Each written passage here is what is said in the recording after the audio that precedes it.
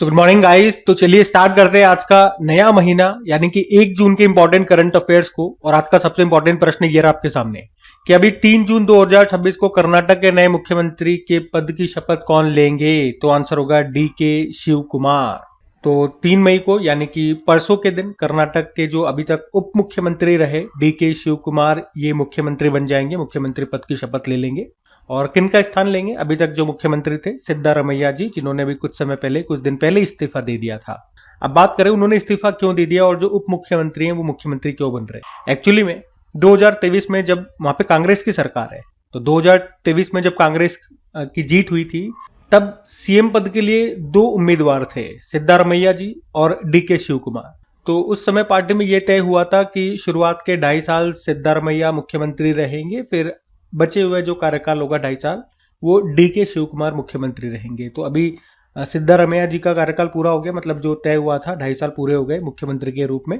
तो अभी हाईकमान ने यानी कि कांग्रेस ने बोला कि भैया इस्तीफा दे दो, तो इन्होंने इस्तीफा दे दिया। और अब डी के शिव कुमार जो अभी तक उप मुख्यमंत्री के रूप में काम कर रहे थे, अब वो मुख्यमंत्री बन जाएंगे। बस ये कारण है और कुछ नहीं है।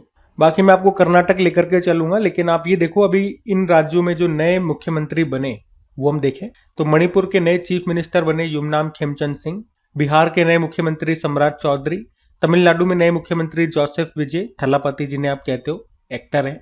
इनकी पार्टी का नाम जरूर याद रखना, टीवी के तमिलगा वेट्री कजगम। पश्चिम बंगाल के नए मुख्यमंत्री सुवेंदु अधिकारी और केरल के नए मुख्यमंत्री वीडी सतीशन बने। ठीक है, अब कर्नाटक ले चलते हैं आपको। ये रहा मैप में कर्नाटक। कैपिटल बंगलुरु हो गई, हमने कहा नए मुख्यमंत्री अब होंगे डी के शिव कुमार, गवर्नर जो इन्हें शपथ दिलाएंगे थावरचंद गहलोत। कर्नाटक में 5 नेशनल पार्क हैं, बांदीपुर नेशनल पार्क, नागरहोल, अंशी, बनेरघट्टा और कुद्रेमुख नेशनल पार्क। कुछ करंट अफेयर्स भी देख लें तो त्रिसेवा सेमिनार रण संवाद अभी बंगलुरु में ही हुआ था। केंद्रीय जो रेल मंत्री अश्विनी वैष्णव जी, इन्होंने बंगलुरु में एक नए बुलेट ट्रेन बनाने वाले प्लांट का उद्घाटन किया था और इस प्लांट का नाम है आदित्य। कर्नाटक ने अभी गिग वर्कर्स के लिए देश का पहला डिजिटल शिकायत सिस्टम लॉन्च किया था। देश का पहला राज्य नेतृत्व वाला space technology centre of excellence ये कहां पर लॉन्च किया गया? बंगलुरु में। भारतीय भूवैज्ञानिक सर्वेक्षण यानी कि जियोलॉजिकल सर्वे ऑफ इंडिया, इसने कर्नाटक की याना गुफाएं को जियो हेरिटेज साइट यानी कि राष्ट्रीय महत्व की प्राकृतिक विरासत घोषित किया। कर्नाटक हाईकोर्ट ने सभी सेक्टर में महिलाओं के लिए मेंस्ट्रुअल लीव पॉलिसी मासिक धर्म अवकाश लागू करने का आदेश दिया। उसके अलावा अभी अपार सक्सेना, ये कर्नाटक की 14 वर्षीय युवा शतरंज खिलाड़ी है, इन्होंने इंटरनेशनल मास्टर का खिताब जीता। और कर्नाटक सरकार ने सरकारी स्कूल के शिक्षकों और कर्मचारियों की उपस्थिति दर्ज करने के लिए भी कर्तव्य कामस नाम से एक एप्लीकेशन लॉन्च किया। और अभी भारत का पहला national AI and digital water summit का आयोजन हुआ था बंगलुरु में ही। ठीक है, तो कर्नाटक से ये सारे करंट अफेयर्स के पॉइंट से ध्यान में रखना। अगला प्रश्न देखते हैं। फिर अगले में पूछ रहे हैं, हाल ही में डॉक्टर समीर बी कामत की सेवानिवृत्ति के बाद डीआरडीओ के अध्यक्ष का अतिरिक्त प्रभार किन्हें दिया गया? मतलब अभी तक डीआरडीओ के जो अध्यक्ष थे समीर बी कामत जी, अब वो रिटायर्ड हो गए हैं, तो उनके बाद अभी इस पद का जो एडिशनल चार्ज है वो किसे सौंपा गया है? तो सही उत्तर हो जाएगा राजेश कुमार सिंह को। ठीक है, तो इनका नाम याद रखेंगे। अभी केंद्र सरकार ने राजेश कुमार सिंह को डीआरडीओ का अध्यक्ष और रक्षा अनुसंधान एवं विकास विभाग का सचिव का जो एडिशनल चार्ज है वो इनको सौंप दिया है। और ऐसा क्यों हुआ? क्योंकि अभी तक जो इस पद पर थे समीर बी कामत जी, अभी वो रिटायर्ड हो गए 31 मई को। वे 2022 को डीआरडीओ के अध्यक्ष बने थे। और राजेश कुमार सिंह कौन है? 1989 बैच के आईएएस अधिकारी हैं, वर्तमान में भारत के रक्षा सचिव भी हैं और अब रक्षा सचिव के पद पर रहते हुए डीआरडीओ के प्रमुख का पद वो संभालेंगे। देखो, डीआरडीओ की अगर बात करें, फुल फॉर्म होती है Defence Research and Development Organization. स्थापना होती है 1958 में, हेडक्वार्टर नई दिल्ली। और अब जो चेयरमैन है हमने कहा राजेश कुमार सिंह। और इसके पहले चेयरमैन कौन थे वो जरूर याद रखना, दौलत कोठारी। मोटो होता है strength origin is in knowledge बलस्य मूलम विज्ञानम। तो जो डीआरडीओ है ये भारत की एक संस्था है जो सेना के लिए नई तकनीक, मिसाइल, रडार, लड़ाकू प्रणालियां और अन्य रक्षा उपकरण विकसित करती है। अब वैसे अपॉइंटमेंट वाला प्रश्न है, चलो कुछ इंपॉर्टेंट अपॉइंटमेंट्स में आपको नियुक्तियां रिवाइज करवाऊं। तो अभी इंडियन एयरफोर्स के वाइस चीफ बने नागेश कपूर।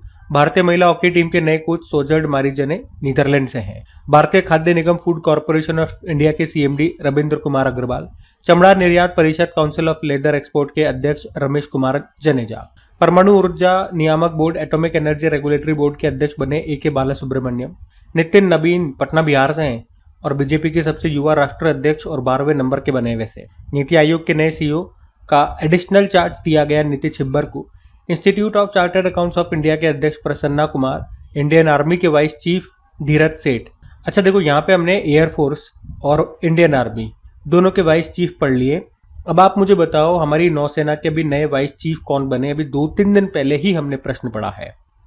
बाकी इस बार ब्रिक्स का होस्ट भारत कर रहा है, 18वां एडिशन है और इसके लिए भारत के शेरपा बने अभी सुधाकर दलेला। देश की पहली खुले तौर पर क्वीर राज्यसभा सांसद चुनी गई मेनका गुरुस्वामी पश्चिम बंगाल से हैं। मणिपुर की पहली महिला उप मुख्यमंत्री नेमचा किपगेन और आत्मा के अध्यक्ष ऑटोमोटिव टायर मैन्युफैक्चरर्स एसोसिएशन के अध्यक्ष बने अरुण मामेन। मणिपुर के नए चीफ मिनिस्टर हमने कहा युमनाम खेमचंद सिंह बने। ठीक है, तो सब ध्यान में रखना, 2026 के ही है ये अपॉइंटमेंट्स। अगला प्रश्न हम देखते हैं। फिर अगले में पूछ रहे हैं अभी विश्व दुग्ध दिवस 2026, वर्ल्ड मिल्क डे, इसकी थीम क्या है? थीम पूछ रहे हैं, तो सही उत्तर होगा सेलिब्रेटिंग वुमेन फार्मर्स, महिला किसानों का सम्मान। वैसे ये दिन मनाते कब है? विश्व दुग्ध दिवस हर साल 1 जून को मनाया जाता है। इसकी शुरुआत फूड एग्रीकल्चर ऑर्गेनाइजेशन ने सन 2001 में की थी। फूड एग्रीकल्चर ऑर्गेनाइजेशन की भी बात कर ले, जिसकी स्थापना होती है 16 अक्टूबर 1945 में। इसका मुख्यालय कहां पर है? रोम, इटली में है। अब आपके लिए एक होमवर्क प्रश्न आता है। अभी जब मोदी जी 5 देशों की यात्रा में गए थे तो सबसे आखिरी वो इटली में गए थे। ठीक है, तो वहां पर इसी ऑर्गेनाइजेशन ने उनको एक सम्मान दिया था, अवार्ड दिया था। उस अवार्ड का नाम आपको बताना है। ठीक है, और इस साल इस दिवस की थीम क्या है? दिवस की थीम की बात करेंगे महिला किसानों का सम्मान, सेलिब्रेटिंग वुमेन फार्मर। लेकिन याद रखना, भारत में राष्ट्रीय दुग्ध दिवस हम मनाते हैं, नेशनल मिल्क डे। ये 26 नवंबर को मनाते हैं, डॉक्टर वर्गीस कुरियन की जयंती को। ठीक है, तो याद रखना डॉक्टर वर्गीस कुरियन जी की जयंती को जो 26 नवंबर को होती है, उस दिन हम भारत में राष्ट्रीय दुग्ध दिवस मनाते हैं। लेकिन विश्व में जो दुग्ध दिवस होता है वो 1 जून को होता है। अच्छा, डॉक्टर वर्गीस कुरियन जी कौन थे? इन्हें श्वेत क्रांति, व्हाइट रिवॉल्यूशन का जनक कहा जाता है, क्योंकि इन्होंने ऑपरेशन फ्लड के माध्यम से भारत को दूध की कमी वाले देश से दुनिया का सबसे बड़ा दूध उत्पादक देश बनाया। और अगर बात करें भारत में दूध उत्पादन की स्थिति क्या है विश्व में देखोगे तो विश्व में हम पहले स्थान पर हैं। भारत 1998 से दुनिया का सबसे बड़ा दूध उत्पादक देश है। मतलब दुनिया का कुल दूध उत्पादन का लगभग 25% भारत में होता है। और भारत में बात करेंगे अलग अलग राज्यों में तो नंबर 1 पर यूपी है, फिर राजस्थान, एमपी है। ठीक है, अब देखो ये दिवस वाला प्रश्न है। आपने देखा मई में जितनी बार भी दिवस वाला प्रश्न आया था मैंने बार बार आपको स्टार्टिंग से रिवाइज करवाया था। तो अब जून में भी ध्यान रखना, जब भी डेज वाले प्रश्न आएंगे मैं बार बार स्टार्टिंग से 1 जून से आपको रिवाइज करवाया करूंगा। तो बस आपको मेरे साथ साथ बोलना है। पूरे डेज आपको दिखते हैं स्क्रीन पे, देख करके बोला करो। अगर याद नहीं होते तो इससे आपको याद होगा, क्योंकि चुपचाप बैठे रहोगे देखते रहोगे तो कुछ नहीं होगा। कम से कम देख करके बोलोगे तो चीजें धीरे धीरे आपको याद होंगी। ठीक है, अभी हम अगले प्रश्न की ओर बढ़ते हैं।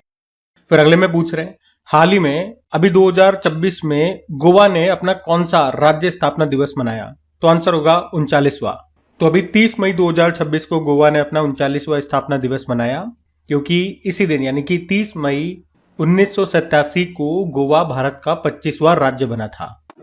गोवा के बारे में आपको बताएं, 1510 में गोवा पर पुर्तगालियों ने कब्जा कर लिया था और लगभग 450 साल तक उन्होंने गोवा पर शासन किया। फिर 19 दिसंबर 1961 को भारतीय सेना ने ऑपरेशन विजय चला करके गोवा को पुर्तगालियों से आजाद करवाया। इसीलिए तो 19 दिसंबर को हम गोवा मुक्ति दिवस, गोवा लिबरेशन डे के रूप में मनाते हैं। इसके बाद गोवा और दमन दीव को मिलाकर एक केंद्र शासित प्रदेश बना दिया।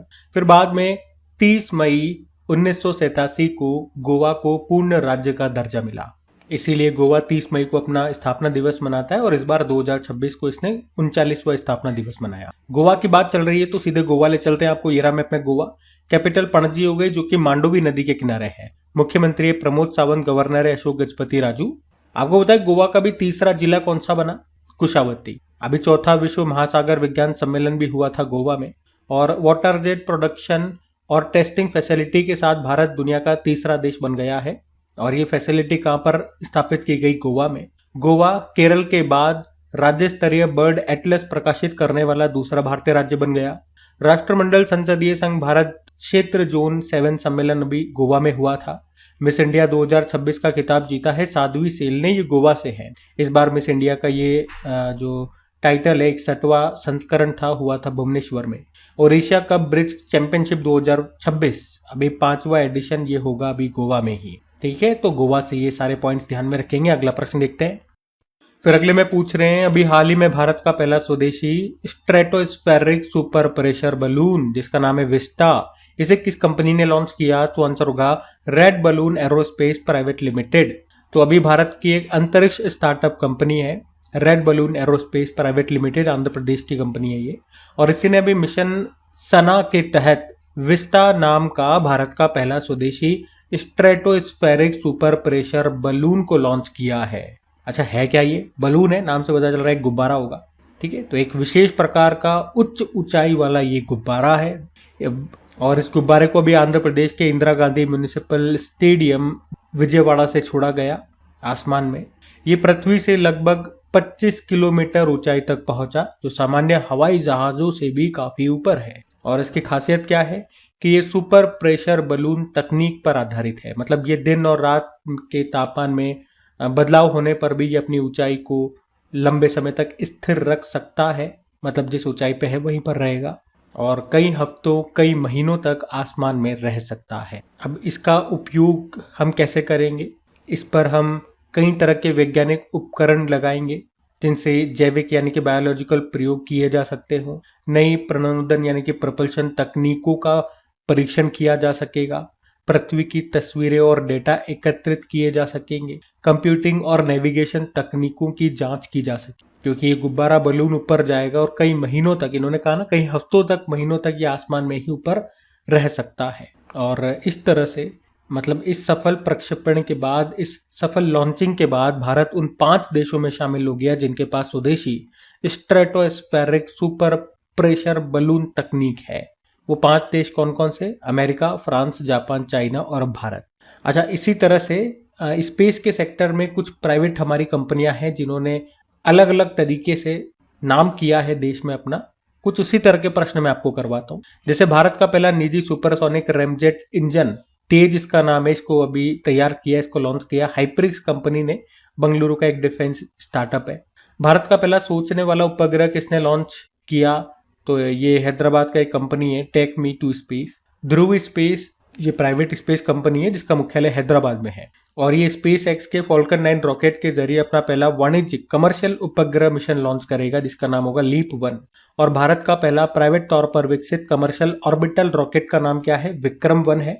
इसको बनाया स्काईरूट एरोस्पेस कंपनी ने, जो हैदराबाद की कंपनी है। अच्छा, भारत का पहला निजी तौर पर विकसित सब ऑर्बिटल रॉकेट का नाम क्या है? विक्रम एस उसका नाम है, ये ध्यान में रखना। ठीक है, उसी कंपनी ने इसको बनाया है। भारत का पहला प्राइवेट पीएसएलवी किसके द्वारा बनाया गया था? हिंदुस्तान एरोनॉटिकल लिमिटेड और लार्सन एंड टुब्रो ने मिलकर इसको तैयार किया है। उसके अलावा बंगलुरु का एक अंतरिक्ष स्टार्टअप है गैलेक्स आई, और इसने दुनिया का पहला मल्टी सेंसर अर्थ ऑब्जर्वेशन उपग्रह मिशन दृष्टि को लॉन्च किया था। और दुनिया का पहला प्राइवेट स्पेस स्टेशन का नाम है हेवन 1, इसे कैलिफोर्निया की कंपनी वास्ट स्पेस उसने बनाया।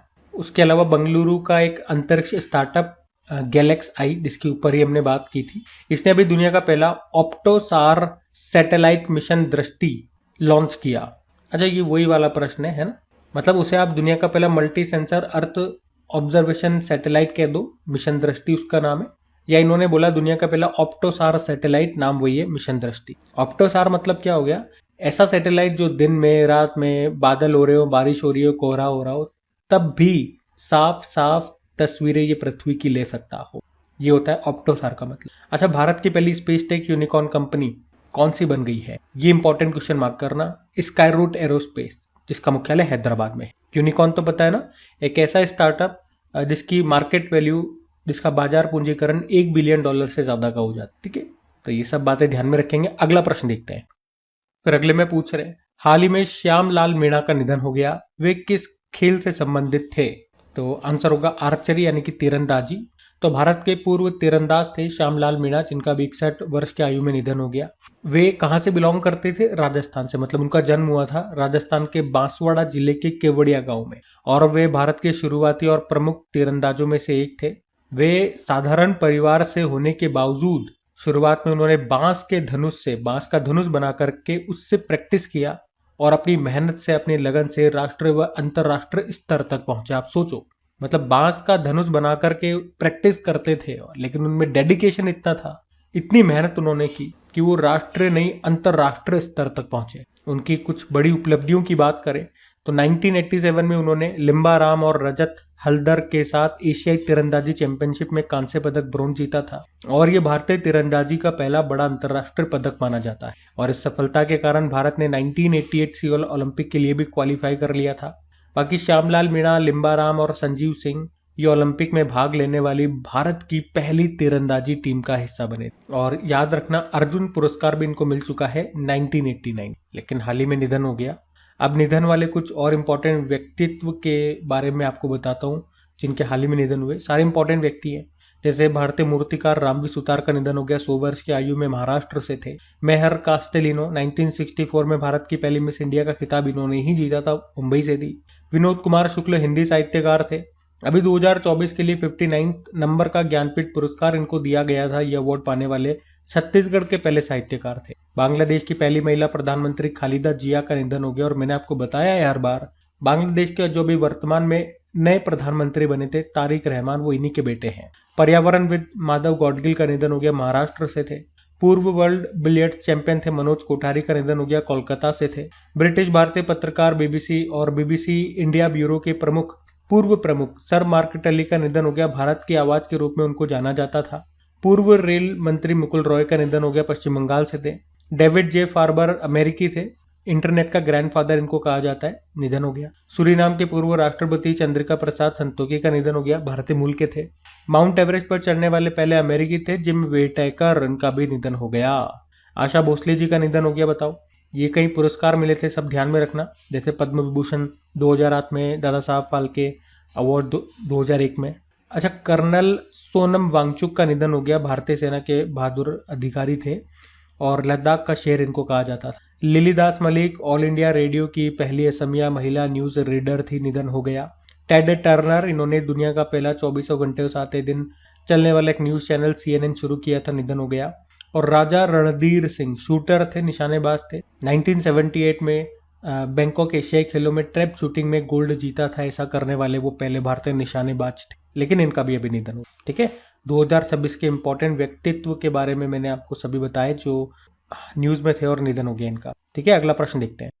फिर अगले में पूछ रहे हैं, हाल ही में सार्थक PDS योजना के लिए कितना बजट जारी किया गया? तो आंसर होगा 25,530 करोड़ रुपए। तो अभी सरकार ने सार्थक PDS नाम से एक नई योजना को शुरू किया है, जिसका उद्देश्य क्या है? राशन व्यवस्था, पब्लिक डिस्ट्रीब्यूशन सिस्टम जो है, राशन व्यवस्था जो है, इसको अधिक पारदर्शी, ट्रांसपेरेंट, डिजिटल और बेहतर बनाना। ये योजना 1 अप्रैल 2026 से लेकर 31 मार्च 2031 तक चलेगी और इसी के लिए अभी 25,530 करोड़ रुपए का बजट रखा गया है।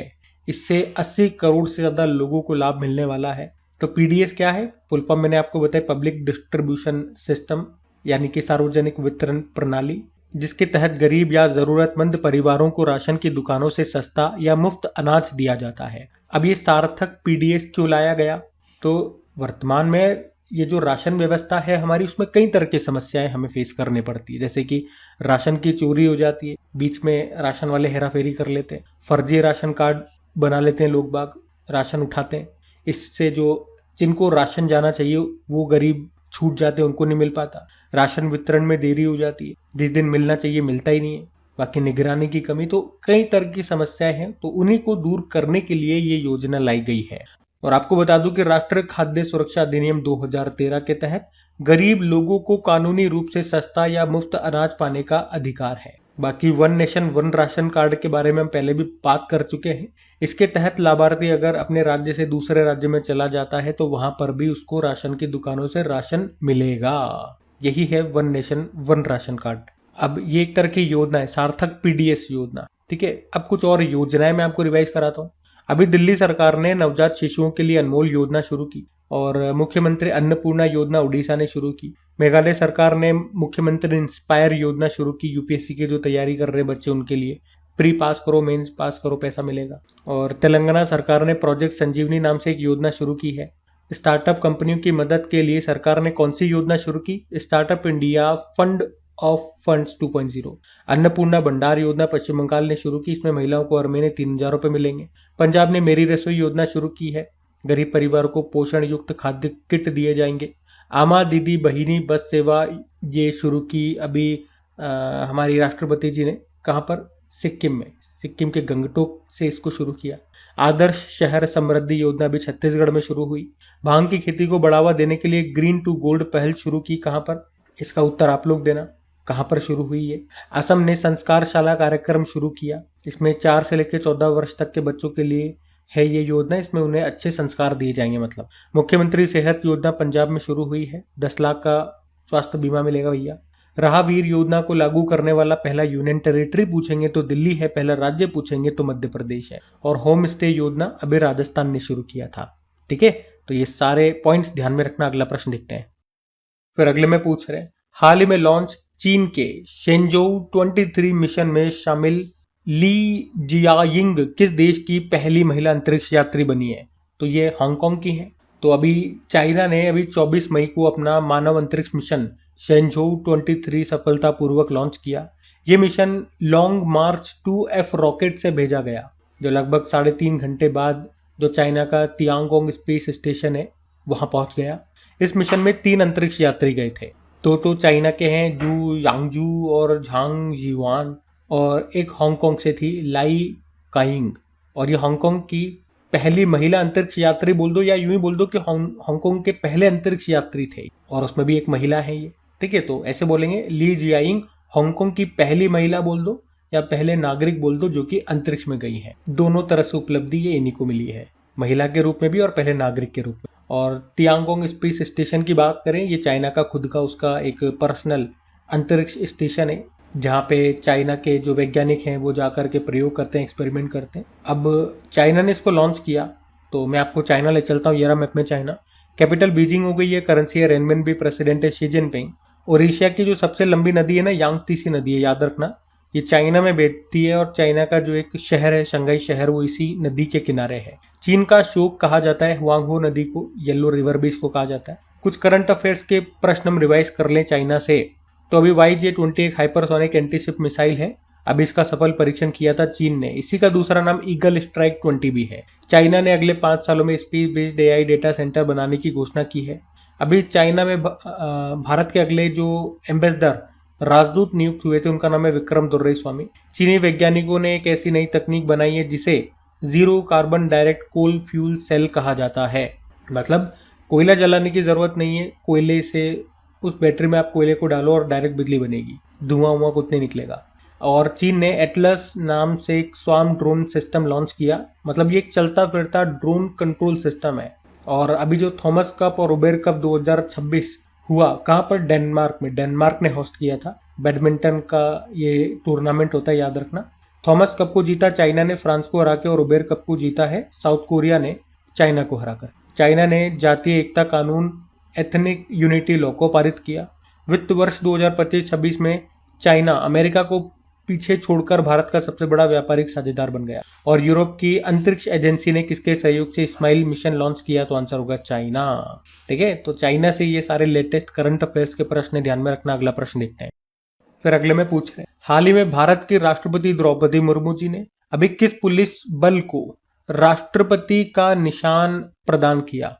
प्रेसिडेंट कलर अवार्ड जिसे कहते हैं। तो आंसर होगा सिक्किम पुलिस को। तो याद रखेंगे, राष्ट्रपति द्रौपदी मुर्मू जी ने अभी सिक्किम की राजधानी गंगटोक के पलजोर स्टेडियम में अभी एक कार्यक्रम आयोजित हुआ था, और वहीं पर सिक्किम पुलिस को राष्ट्रपति पुलिस ध्वज या प्रेसिडेंट पुलिस कलर सम्मान से सम्मानित किया। क्या है ये सम्मान?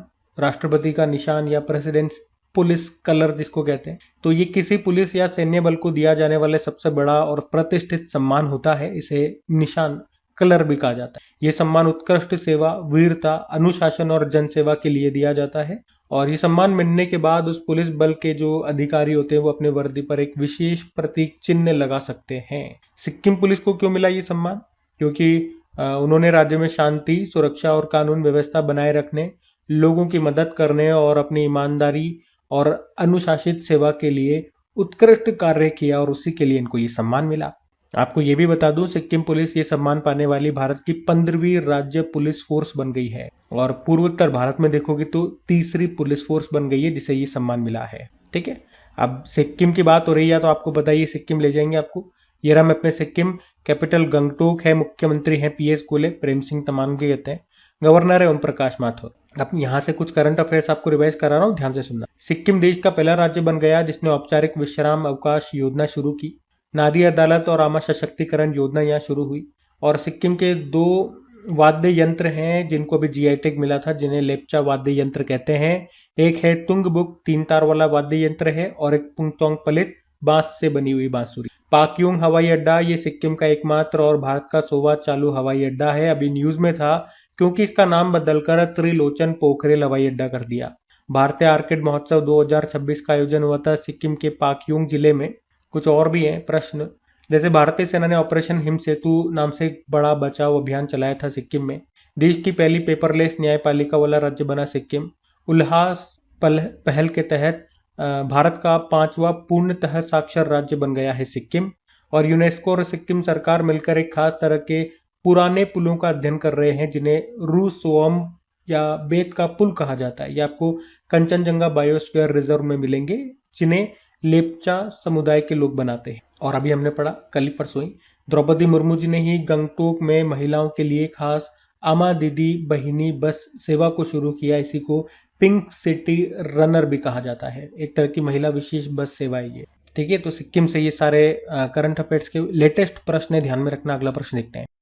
फिर अगले में पूछ रहे हैं SRS स्टैटिस्टिकल रिपोर्ट 2024 के अनुसार भारत की कुल प्रजनन दर टोटल फर्टिलिटी रेट ये कितनी है? तो आंसर होगा 1.9। तो भारत के रजिस्ट्रार जनरल और जनगणना आयुक्त कार्यालय के द्वारा भी सैंपल रजिस्ट्रेशन सिस्टम यानी कि SRS सांख्यिकीय रिपोर्ट 2024 को जारी किया गया। इस रिपोर्ट में जो भी इंपॉर्टेंट बातें मैं आपको पॉइंट टू पॉइंट बता रहा हूँ, क्योंकि काफी सारी इसमें बातें हैं, तो बिल्कुल ध्यान से सुनना। काम की सारी बात बताऊंगा बस। जैसे कि भारत में बच्चे पैदा होने की दर इन्होंने बताया कम हो गई है। इस रिपोर्ट के अनुसार लेटेस्ट कितनी है, यानी कि कुल प्रजनन दर जिसे आप कहते हो टोटल फर्टिलिटी रेट 1.9 हो गई। इसका मतलब है कि एक महिला अपने जीवन काल में औसतन 2 से भी कम बच्चे पैदा कर, और जनसंख्या को स्थिर रखने के लिए ये दर कितनी होनी चाहिए? 2.1 होनी चाहिए। कम है मतलब आगे जाकर के देखेंगे तो जनसंख्या कम होगी, कांस्टेंट नहीं रहेगी, स्थिर नहीं रहेगी, कम होगी अगर यही रेट रही तो। वहीं राज्यों में अगर बात करते हैं तो बिहार और उत्तर प्रदेश में सबसे ज्यादा जन्म दर है। बिहार में टोटल फर्टिलिटी रेट ये कितनी है? कुल प्रजनन दर 2.9 है, जो सबसे ज्यादा है सभी राज्यों में। और उत्तर प्रदेश में ये 2.6 है, यानी कि इन राज्यों में परिवारों में बच्चों की संख्या अपेक्षाकृत ज्यादा है। वहीं सबसे कम कहां पर है? दिल्ली में है। कितनी है ये टोटल फर्टिलिटी रेट? मात्र 1.2 है, यानी कि वहां के लोग बच्चे कम पैदा कर रहे हैं। और इस तरह से हम देखेंगे तो बच्चों की संख्या घट रही है। भाई ऑब्वियस सी बात है, बच्चे कम पैदा हो रहे हैं तो उनकी संख्या घट रही है। इस रिपोर्ट में बताया कि 0 से लेकर 14 वर्ष की आबादी अब 24% ही रह गई है। इसका मतलब है कि पहले की तुलना में देश में बच्चों का अनुपात कम हो रहा है। बच्चे कम है तो कौन ज्यादा है? काम करने वाली जो आबादी है, जो युवा है जिसे आप बोलोगे 15 से लेके 60 वर्ष तक के जो आयु है उनकी आबादी 66.4%। और ये देश के लिए, किसी भी देश के लिए अच्छी बात होती है कि वहाँ के जो काम करने वाले लोग हैं वो ज्यादा है, ताकि उससे काम करेंगे तो पैसा आएगा, अर्थव्यवस्था बढ़ेगी देश की। इसे डेमोग्राफिक डिविडेंड जनसांख्यिकी लाभांश कहा जाता है। वहीं बुजुर्गों की संख्या भी बढ़ रही है। 60 वर्ष से ज्यादा आयु के लोगों का जो हिस्सा है वो 9.7%। मतलब आने वाले वर्षों में बुजुर्गों की देखभाल और स्वास्थ्य सेवाओं की जरूरत बढ़ेगी। भाई युवा ज्यादा है तो बुजुर्ग ऑब्वियस सी बात है भविष्य में ज्यादा ही होंगे, वही तो बुजुर्ग बनेंगे। शिशु मृत्यु दर में सुधार देखा गया है। मतलब इन्फेंट जो मोर्टेलिटी रेट होती है वो घट करके 24 रह गई है प्रति 1000 जीवित जन्म पर। मतलब पहले की तुलना में अब कम शिशुओं की मृत्यु हो रही। और महिलाओं की शादी की उम्र भी बढ़ी है। महिलाओं की औसतन जो विवाह की आयु है 23.1 वर्ष हो गई है। एवरेज की बात कर रहे हैं हम, ये एवरेज में चल रहा है। पहले की तुलना में महिलाएं ज्यादा पढ़ाई पे ध्यान दे रही है, करियर पे ध्यान दे रही है, उसके बाद वो शादी कर रही है, इसलिए ये आयु बढ़ी है। तो ये इस रिपोर्ट में पॉइंट्स वाइज बताए गए थे, तो मैंने शॉर्ट में आपको जो काम की बातें थी वो लिख दिया और समझा भी थी। ठीक है, बाकी ये थी आज की हमारी करंट अफेयर्स की क्लास। कमेंट करके जरूर बताना सेशन आपको कैसा लगा। अच्छा लगे तो प्लीज इसे अपने दोस्तों के साथ में अपने स्टडी ग्रुप में एक बार शेयर जरूर कीजिएगा, इसे सपोर्ट जरूर कीजिए शेयर करके।